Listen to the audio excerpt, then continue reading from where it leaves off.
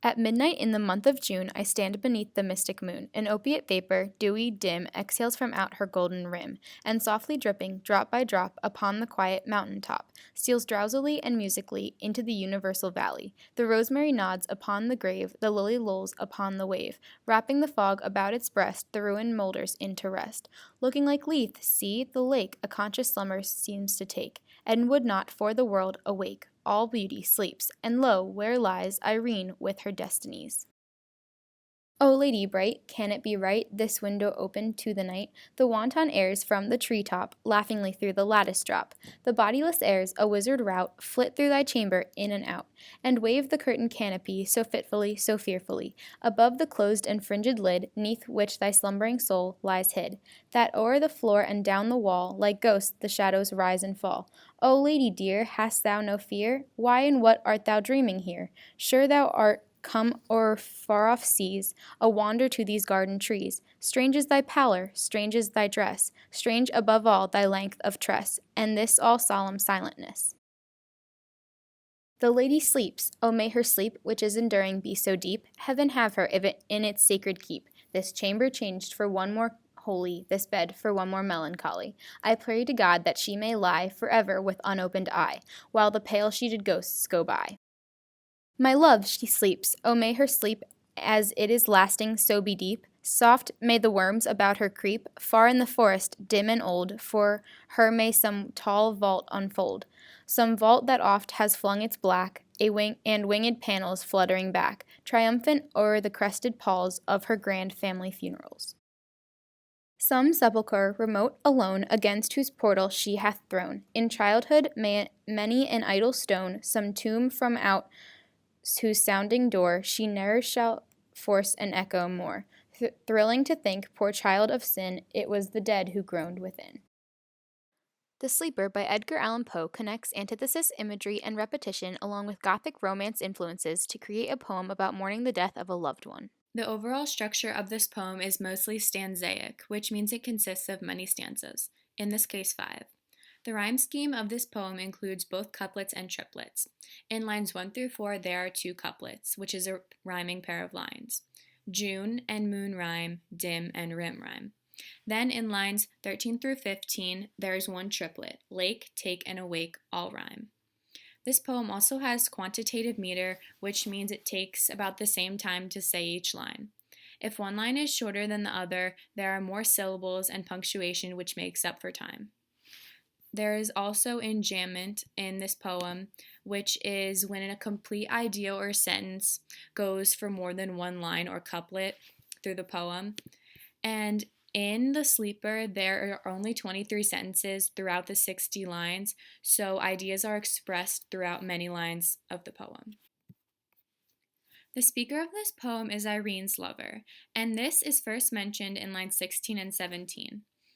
Beauty, capitalized, means that this refers to a specific woman, and since this woman is gone, there is no beauty left in the world, it does not exist anymore. Then, in line 17, the name Irene is actually mentioned, which refers to a Greek goddess of peace. This displays the speaker's admiration for Irene.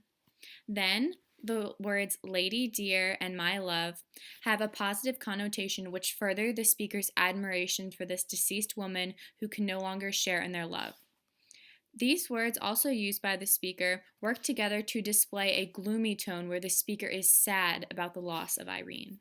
The literal meaning of this poem is a lover mourning the loss of a beloved and beautiful lady. The speaker starts off by describing the ominous setting. The speaker then describes the lost lover and her tomb, and goes on to describe his hope for her to have a peaceful slumber after death. This mourning of a death of a beautiful woman is a common subject matter for Poe's pieces, and is a common reoccurring theme, making the poem fit his romantic yet Gothic form. Relating to Poe's works in the Romantic and Gothic forms, the figurative meaning can be derived from Poe's reoccurring subject of mourning the loss of someone who is loved. Poe's Gothic literature is known to be about death. This knowledge of Poe's previous works and how they relate to death and mourning lead the figurative meaning to be about the loss and remembrance of someone who is loved, and how love may still exist after death. In lines 3 and 20, the speaker uses imagery to enhance the scenery. In line 3, the speaker describes the vapor as opiate, dewy, and dim to give the poem a more mysterious and sleepy tactile imagery. In line 20, the speaker uses the word wanton to give the tactile imagery of the air a negative connotation. This further enhances the figurative meaning because death also has a negative connotation, and this relates the air to death, giving the poem a gruesome feeling and a shadow of death. The repetition of strange conveys the speaker's perception of the situation, that the position that they are in is unknown to them, being without a lover and in such an unpredicted place, mourning the loss of his beautiful lady alone. The repetition of lady gives the speaker an attitude of conveyed admiration through this positively connotated word. It also gives a sense of distance between the two characters through the usage of a non-possessive definite article such as the. The usage of this word night describes the setting. Through the conveyed feeling of darkness portrayed through this repetition of the word night, a sense of loneliness, stillness, and mystery is created. Another literary device in this poem is antithesis, which is when two words contrast. In lines 14 and 15, slumber and awake contrast, while in line 15 and 16, awake and sleeps contrast.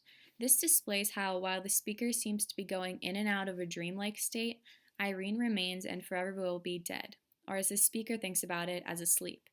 And since the speaker just thinks Irene is sleeping, it allows the person to continue to love Irene as if she were still alive and here. Then, in lines 26 and 27, above and beneath describe the tomb and where Irene's soul is located. This creates balance within the poem, and her soul will forever remain between the walls and cannot escape. In line 29, rise and fall explain the fears that are constantly coming and going throughout the speaker's mind as he recalls Irene and sees her tomb. Then, finally, in lines 32 and 33, seas and trees contrast between the scenery around the speaker, which makes the scene more varied and not so static. This idea is reflected in the speaker's thoughts as they jump around. There are two main themes in this poem. One is that sleep is synonymous with death, and the speaker is trying to switch the negative connotation of death with the more positive connotation of the word sleep. Another theme is that the speaker is trying to remember a loved one that has been lost, while also wishing her a peaceful rest. This relates back to the figurative meaning of the poem, which is that love still exists after death. In The Sleeper, the use of antithesis, imagery, and repetition throughout Poe's work of Gothic Romanticism reveals someone mourning the loss of a loved one named Irene, which the poem was originally named after. It also serves to convey that love can still exist after death. The conventions enhance the literal and figurative meaning of the poem by engaging in concepts such as connotation, scenery, and balance. These deepen the simple themes of the poem and relate it to universal concepts of love and loss. Thrilling to think, poor child of sin, it was the dead who groaned.